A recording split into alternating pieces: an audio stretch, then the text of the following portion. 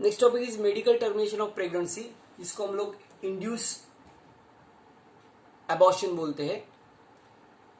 And intentional और voluntary termination of pregnancy before full term is called medical termination of pregnancy और induce abortion. MTP is essential in case of unwanted pregnancies or in defective development of fetus. Sometime ये इसका use जो है ना, वो जिस couple को बच्चा नहीं मांगता है, ये कपल इसका यूज कर सकते हैं.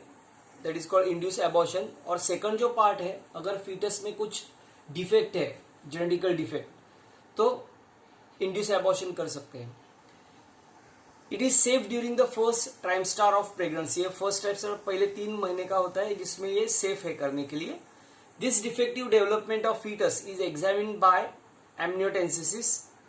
एमनियोटेंसिस is a process in which amniotic fluid contain fetal cells is collected using a hollow needle inserted into the uterus under the ultrasound guidance. See, एक एमनियोटेंसिस भी मेथड है. इस मेथड में क्या करते हैं, सोनोग्राफी करके एक निडल इंजेक्ट करते हैं,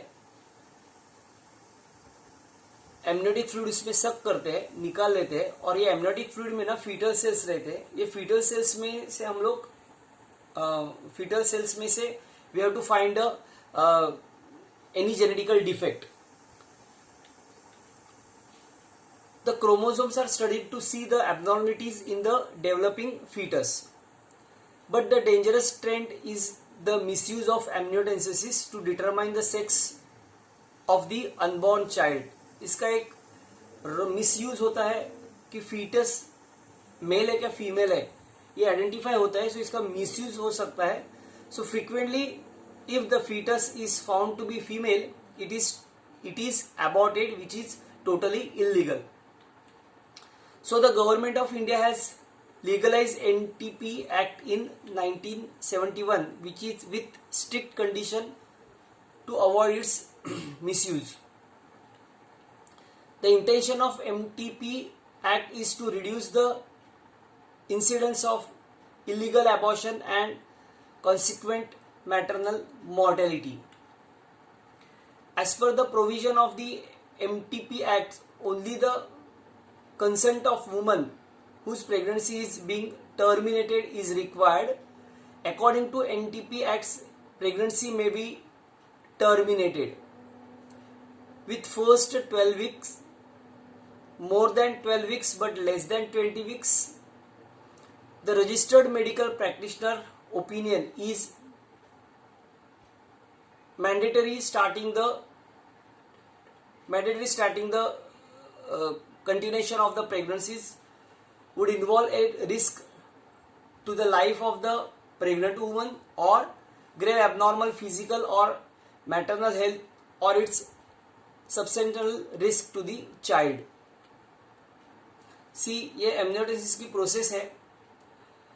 फर्स्ट जो प्रोसेस है, ultrasounds use to determine the position of the foetus in the uterus.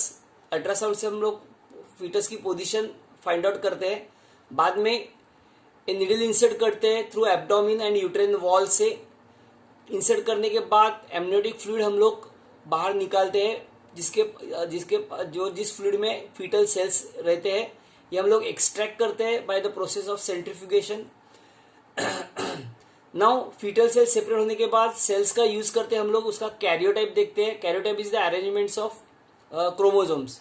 इसमें अगर एबनॉर्मल क्रोमोसोम हो गया, फॉर एग्जांपल आप समझो डाउन सिंड्रोम है. डाउन सिंड्रोम में आपको मालूम है कि 21st पेयर जो है उसमें एक क्रोमोसोम एडिशनल आता है. सो ऐसे इसी तरह की सब एबनॉर्मलिटी ये कैरियोटाइप में दिखते हैं. On the basis of that, so अगर वो फीटस में कुछ प्रॉब्लम है, जेनेटिकल प्रॉब्लम है, तो हम लोग एमनियोटेंसिस की प्रोसेस से उसको अवॉइड कर सकते हैं. सो रिस्क क्या है इसमें, ये थोड़ा मेथड रिस्की है क्योंकि इसमें risk associated with amniocentesis is miscarriage के होने की चांसेस संभावना बहुत है. नीडल इंसर्ट करते हैं, सो बेबी को या फीटस को इंजुरी होने की चांसेस ज्यादा है. हम लोग नीडल इंजेक्ट करते हैं तो लीकेज होने के, एमनियोटिक फ्लूइड लीकेज होने के भी चांसेस ज्यादा है और इन्फेक्शन होने की चांसेस ज्यादा है. So this is the amniocentesis process. Now ये सेक्सुअली ट्रांसमिटेड डिसीज के बारे में हम लोग देखेंगे. सी द डिसीज और infection which are transmitted through sexual intercourse or collectively called sexually transmitted disease or reproductive tract infection. The major diseases are syphilis and gonorrhea.